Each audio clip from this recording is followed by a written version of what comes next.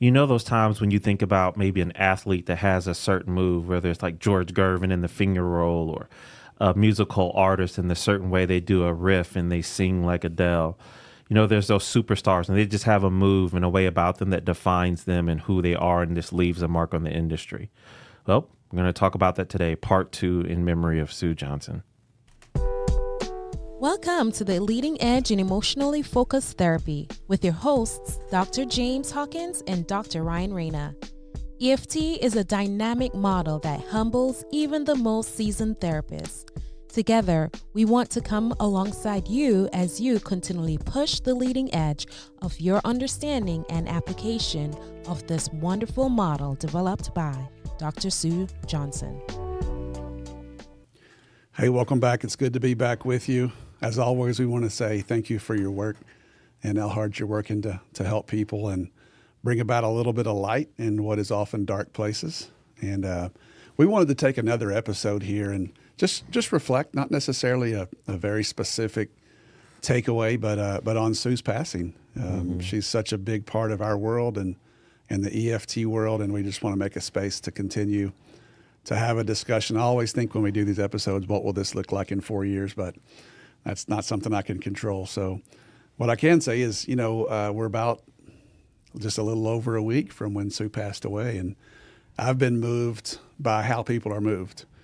Just the amount of people that have contacted me, knowing that we were friends and a mentor and, really noticing how the trainers are taking in this huge loss, some contact with John and her family and looking at supervisors and certifieds and people still in training and how it's affected them.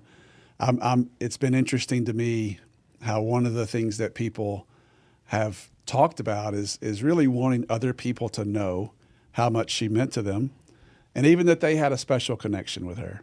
And I've not seen that before, honestly, around other kinds of losses. So, and yet I'm not surprised because when she was with you, she was really with you, and she did have a way to make you feel, seen and really special. She was an expert at attachment and love.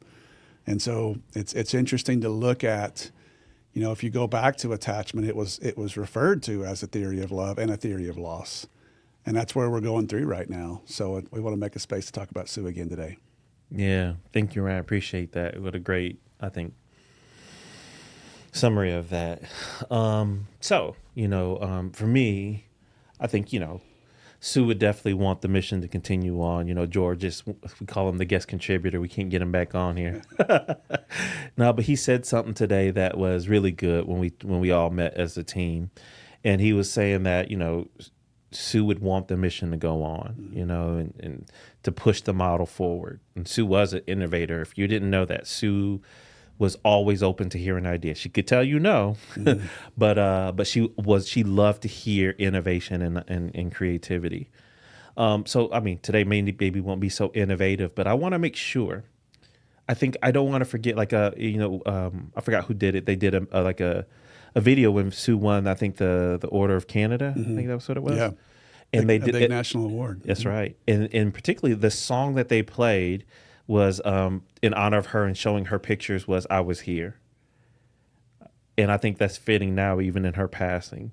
So, I want to think about what was Sue Johnson, at least for me. I'm sure there's many of you that have something, but when I think about Sue, what was her signature move? What was the thing that was distinguished? Because she was here, it's radically effective. Now, we could think about EFT as a model, but also I think about when you watch a Sue Johnson tape. And I'll say this, what was it about Sue that's left a distinguishing mark on me?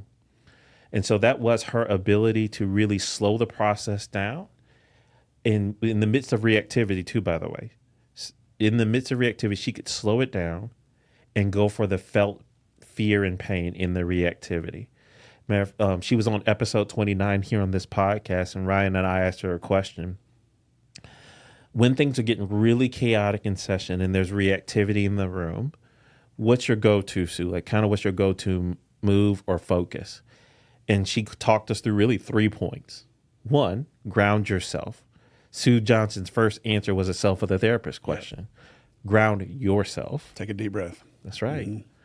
Get your bearings back And then she said something that was profound. And, anytime there's, and I can't remember if this is exactly how she said it, but anytime you see reactivity, it's because there's fear and pain. And then just get yourself refocused and go get the fear and pain. And that's what Sue would do. And so that's what Ryan and I know we talk about this in general ways here on this podcast, but we want to talk about how we saw Sue do that and how we can learn from that. And now you can go into your next session and say, I want to, this is what Sue did. Let me try it on. Right. So a big way, at least one of my main takeaways of seeing Sue do that is she used a lot of reflection. In other words, if there was reactivity happening in front of her, Sue Johnson did not ignore it or pretend like it wasn't there. Now, I won't try and do Sue's voice, but Sue might say, oh, hold on. I think I see it. I hear it in your voice. Ryan was reflecting on that at the time. She would say that a lot. I hear it. I hear you. I see you. I even see it on your face.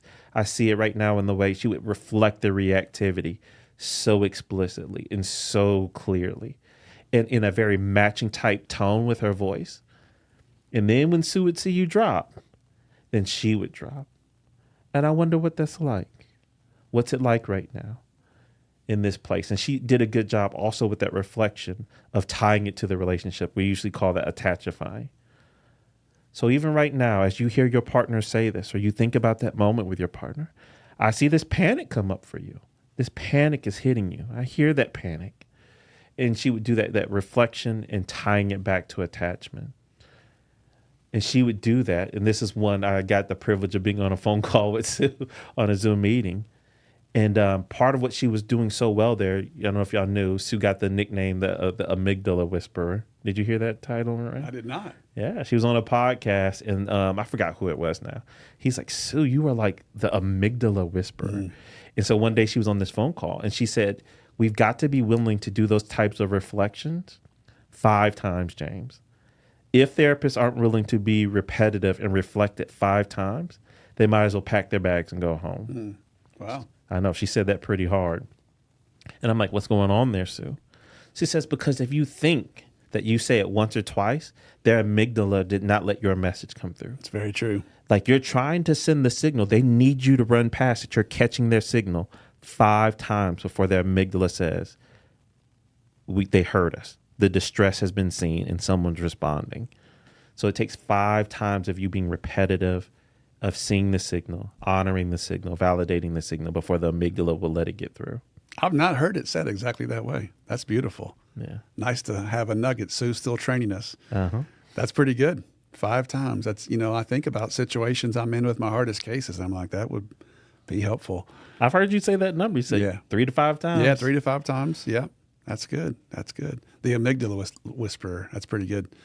That's our theory of changing EFT. We call it corrective experience. It's as the brain research has continued, people start to use the term limbic revision. Mm-hmm. Right? I'm trying to, because when you're under duress, you're not going to be reasonable. Mm. So trying to teach reason into distress. That's why relapse rate is so high with this kind of therapy. But if you can do limbic revision, where you're getting down into the experiential learning, you're creating response patterns. You're resetting someone's automation. It's limbic revision. That's right. This is where military training comes in. They're trying to retrain your body to respond in certain ways without reason. Mm-hmm. That's really a lot of what we're trying to do in EFT. It's one of the reasons we go so deep, in addition to being with people. Mm-hmm. So that's good. Amygdala whisperer. Yeah. And then the 5 times, that repetition takes us there. That's good. And a part of it going to still staying with Sue. I can't remember the exact quote, but in her EFT and trauma book, one of the quotes she said that stuck with me was, if I make an emotional bid for connection with you and you give me a cognitive response, it's as though you didn't hear me. So what was really good about Sue is she responded to emotion with the emotion present in her as the therapist. Yeah. In other words, you would hear your experience in Sue's voice. You would see your experience written on Sue's face. You would see your experience even in the posture of her body. She either could lean in, she could sit straight up and pull her shoulders back. She could look at the ceiling and take it in. She could put her hand on her chest. She would respond to your emotion. with your emotion coursing through her body. And in one moment, Sue was asking, because people say, isn't that EFT, wouldn't it burn you out? And so I was, just the other day, I was still thinking about Sue, and I was playing a session. She was doing a talk on ICEEFT. And I didn't know Sue had to answer this. She said, actually, I have found that EFT therapists say that the work is actually more invigorating because now, and I'm paraphrasing Sue now, it's more invigorating because it's what their body's going to do anyway. As clinicians, we're always being impacted by our clients, but to ignore and not allow the emotion to flow through you, it actually wears you out sooner than actually tuning into the emotion and giving expression to the emotion in session. Yeah. And I find that to be true. Even for me, who I'm still a reforming withdrawer, I found that doing EFT work actually has added more time to my career versus kind of almost still facing my clients, not knowing what to do with emotion, trying to avoid the emotion, trying to give solutions to people's emotional distress, and it failing and blowing back in my face over and over again. That I found that to be true. There's a place for management in our field, but management doesn't inspire. You know, you don't see people in their life say, man, I just aspire to be a management person. Just want to do some coping. You know, and I'm not knocking those things, but it's not real invigorating. The going deeper does not burn you out. If you can get in the flow returns. It's a cycle. It's a circle in a positive way. I love your quote, though. You said she would respond To emotion, with emotion coursing through her body. That's right. Right, and that's that sort of divine flow that Kenny calls it in their book they wrote together, that takes on this spiritual quality that Sue brought to the table. Yeah. So we'll talk more about that after we take a quick break. Do you like the content that you're hearing on this podcast? Well, we invite you to join us on successandvulnerability.com along with George Fowler and other EFT therapists and supervisors, where you get to get more thorough insight into these concepts and actually get to see it done. Once again, join us on successandvulnerability.com. Yeah, successandvulnerability.com. You know, Sue's picture is on our website, and we had a chance to just process as a team a little bit today, and how it's a loss for us, and how, you know, without her that wouldn't exist.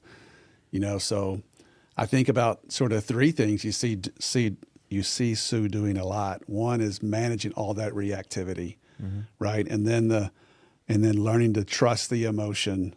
And then three, to push the edge. Even our title of this podcast is partially inspired by Sue. You know, her famous quote, "No risk, no get," or "No risky, no getty," as she would say. And there is a time and a place once you've been with people to look at an open space and say, "Hey, do you want this or do you not?" And to give them a chance to make a call in a different organized space, but to put their heart out there and to be vulnerable. And she stood for that. So I don't know if this is taking off track or not here, but I want to just, you know, my first comment ever to Sue, which was in New York, other than just saying thank you for your work, is it's a long story that we won't go into today, or maybe we should someday. But, you know, I introduced her and she asked me what I did. And I said, I practice. I told her that I practice EFT, but looking back now, I just thought I did, which is pretty common. But anyway, I was still a teacher at the time, and I said, I teach the systems models. And so this led to like 15 conversations that Sue and I had as she introduced me to George Fowler. So George and I's relationship was directly engineered from Sue. Oh, I didn't know that. It was. And anyway, she asked me, you know, one of the first things she said to me was, what do you think about EFT? And I still believe what I said, by the way, though she didn't like the answer. But I said, I like it, Sue. I'm amazed at it. And what really amazes me is how you handle secondary emotion. So going deep is cool and important and beautiful. But I had seen people doing some depth work, honestly. I'd been trained in a few different trauma models, even back in the 90s. You know, so going into dark places was something that's always been important to me, though I didn't do it nearly as in an orchestrated manner as I did when I trained with EFT. But what stood out to me was how EFT responds to secondary emotion. So if you follow or track, the Georges and, us of the world, we're always talking about blocks and reactivity and focus. And that's part of why this is what stood out to me about EFT was actually what you do with the reactive emotions. Because most approaches that I'd seen before that are just trying to get rid of them, get around them. They see them as annoying. Whereas EFT tried to sync up with them, tried to reflect them, tried to validate them. And I was heavily trained early on strategic pattern interruption. And there's wisdom in that. There's wisdom probably in every model. And so I was fairly effective at interrupting cycles, interrupting patterns, but then it always felt empty, right? Like I could find a way to sort of break up a pattern, but I didn't know what to replace it with. Right. So this is where EFT brought me a chance to use that's the brilliance of that pattern interruption world, and to do it with my heart, and to do it in a way that's humanistic and being with people. So her vision of that to me is amazing. And I don't know how intentional that was. I don't know if some of her Minuchin background, which takes you back towards that strategic route, influenced this. But that was my first conversation with her, was talking about secondary emotion. And if you think about that, anybody can be with you when you're being nice and vulnerable. But who can be with you on a bad day when you're in protection mode? Who can do the extra work in their body to get up there and meet anger, to get up there and meet, exasperation or even blame? That to me is one of the marks of Sue Johnson. I don't know other people that really have ever done that. Yeah. I can't point to an author or a clinician who trains people that when they're in anger, when they're in blame, to go up and work with it for a while. Like, let my body be impacted. Let me track it. Let me reflect it. Let me validate it. And then trust that through that attachment response, their body will come back down closer to who they really are and what they really want. Wow. Thank you, Ryan. I think I've heard you talk about this before. I hope I'm not trying to put you on the spot too much, but I wonder, what do you remember experiencing that day when you watched Sue work with secondary? What do you remember seeing her do? In the sessions? Yeah. A lot of matching. She went up looking for the good reasons they had, right? And I've just watched Sue. In fact, the day before she passed, I was watching she and Leanne teach on ICEEFT, getting ready for myself to teach ICEEFT coming up here pretty shortly. And she quoted Bowlby multiple times. I don't know that I really caught this in my literature background, which is nowhere near hers. But he talked about how Bowlby did, how people have good reasons to do this, how people makes perfect sense in their attachment context. And that's what she was doing. She was going up. And let's be clear, because I don't want to be too nice. Our clients are doing things that are harmful, right? You can't blame yourself into romance. Yeah. That's not going to work. No. And so it's so easy to find secondary emotion, reactive emotion, to be annoying because it's actually working against the goals of the therapist. So it took this extra human, this very, as Gail says, a force of nature with Sue Johnson, to go up there and go get secondary protective emotion, non-useful behavior with almost a paradoxical intent, but with a humanistic intent underneath that, which is to say, I'm going to love on how you protect yourself. I'm going to make sense of it. I'm going to honor it. I'm going to reflect it. I'm going to track the good reasons.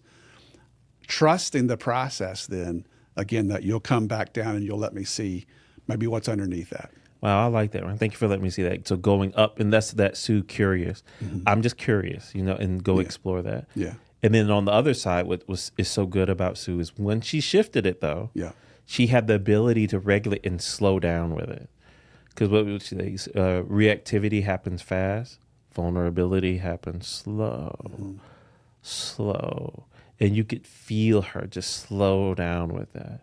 And that's where she would do, I remember the first time I ever saw a Sue video, and she would say, sometimes we just become that warm auntie presence with our clients. And she could definitely go into that spot. Yeah. And that was unique, right? Because now if someone says, if you go to a conference or a training and they say, well, my approach is mind-body oriented, It's like, yeah, you know, you and everybody else. Like every model's talking about that in the last 10 or 15 years. But not everybody was in 84. You know, and EFT was, you could argue, it started to develop in the late 70s. But in terms of like Sue and the team, Allison, Gail, really stepping forward to 84 to 87 was that window. And there weren't a lot of people talking about mind body. There weren't a lot of people talking about working with the body as opposed to just trying to move people or change their behaviors or even break patterns. Like that was a different age in terms of psychotherapy. So she is one of, I think, the biggest contributors to the whole field moving towards more of a mind-body orientation. Mm-hmm. So, you know, and I think that's the piece that is still really fairly revolutionary, is that she had a way to trust live emotion. And that is culturally still considered crazy. Because most people consider emotion to be annoying or like, you know, distasteful or in some contexts even sin or something, as opposed to trusting that it's right about something, that it's important information. Not to say that emotions are not directions. Okay, they're not telling you what to go do, but emotions always make some kind of sense, and that they can be trusted if you can follow and shape them towards security. Thank you, Ren. That was a good line you just said. Emotions are right about something here. Go find the something that they're right about. Right? Yeah, that's good. Yeah. And then she also had when she would do that, though, she would make the dance clear. And that's the one I've been trying to incorporate more now. So let me make sure, can I slow down and tell you what I think I'm seeing right here? And she would make that dance of the emotion so clear. Like right when this came up in your partner and you heard it and you saw it, it hit you. And then when that came up, then when that hit you, this is what you begin. I noticed you feeling here. And then this is what you did. And this is what you said as a way, I think, to manage what happened in you. Am I seeing this right? She would just keep doing those like little like summaries of making the dance clear. And it becomes very containing, mesmerizing, organizing, you know, in a way for people who are in that kind of distress mode. I think that was just another good take I took from Sue. She just kept making the dance clear as the drama unfolded. Mm-hmm. Yeah, it's good. Mm-hmm.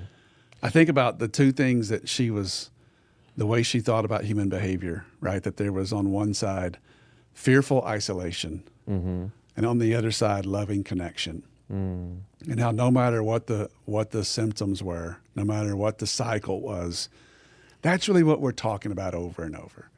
Fearful isolation and loving connection. And even how those two have a relationship, right? You can use one to find the other, right? You can use the positivity of longings to go get the fear. Or you can use the fear and the pain of isolation to go get the longings and love and connection. And that was the dance, really, right? And just not a lot of people were talking about that. Man. Yeah, I don't know. Like, I think that's for me. Those are the main things I wanted to, like, when I think about Sue's signature. I know this is a super microcosm of all that Sue has done.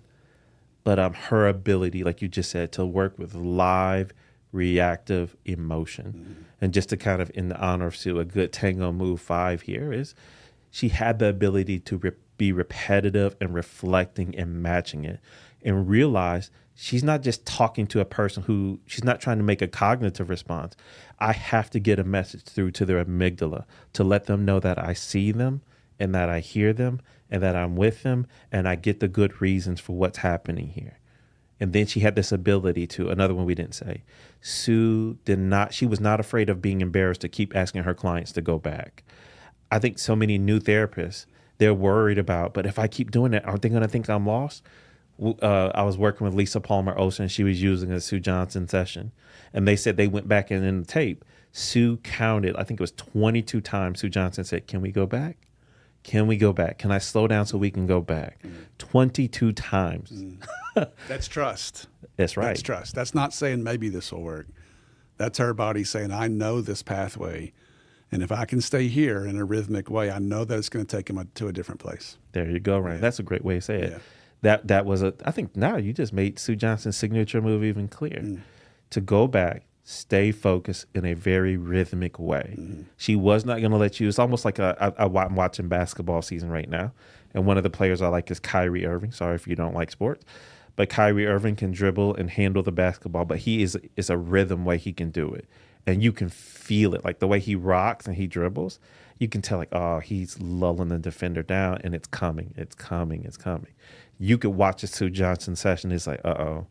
You can feel the rhythm of her voice. You can feel like, oh, boy, here we go, here we go. The enactment's coming any moment. She's about to ask you to take the big risk. But I never thought to say it that way. Mm-hmm. Huh. Yeah.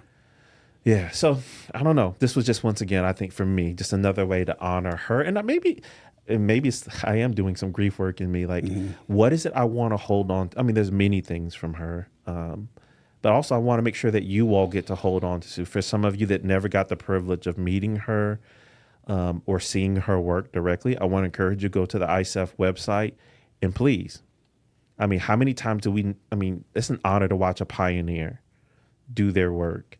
And so I would encourage you, go watch the Sue Johnson tape. Even if there's another trainer you like, that's great. But you need to go take in Sue, and her way of being able to do that. Your career and your clients will be thankful that you did. Yeah, I'm just mindful last summer on the personal level of getting to spend a little over a week with her out in Canada. It was a crazy trip to get there. I took 5 planes and 3 ferries.